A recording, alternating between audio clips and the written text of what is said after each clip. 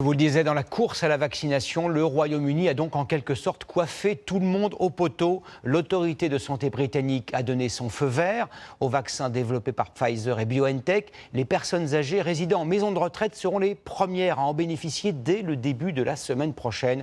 À Londres, Élise Stern et Lucie Barbazange. La fin du coronavirus tient peut-être dans cette fiole. C'est l'espoir du gouvernement britannique, le premier au monde à valider ce vaccin. Dans ce pays où 59 000 personnes sont décédées du Covid, 50 hôpitaux seront mobilisés dès la semaine prochaine pour vacciner. Selon le ministre de la Santé, ce n'est pas la seule mesure. Il y aura aussi des centres de vaccination dans lesquels les gens pourront aller. Ils sont en train d'être installés en ce moment. Ensuite, il y aura un déploiement local grâce aux médecins généralistes et aux pharmaciens. Un incroyable défi logistique. À l'image de ce qui a déjà été fait pour tester massivement la population, l'armée britannique est à nouveau mobilisée. Elle va installer des centres de vaccination dans des stades ou encore dans des centres de conférences, comme ici à Londres.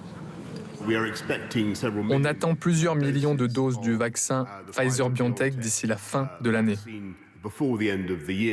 On va ensuite les distribuer aussi rapidement que possible. D'ici à la fin de la semaine, 800 000 doses du vaccin vont être acheminées depuis le siège de Pfizer en Belgique jusqu'au Royaume-Uni. Elles doivent être conservées à moins 70 degrés.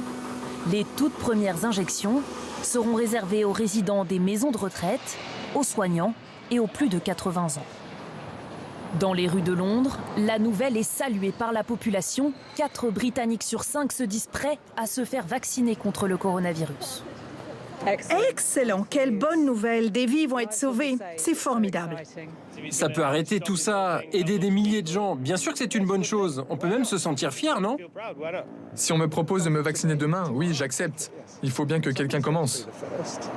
Alors qu'aujourd'hui en Angleterre, les commerces, les bars, les restaurants peuvent enfin rouvrir, l'arrivée imminente de ce vaccin fait espérer que le deuxième confinement soit bien le dernier.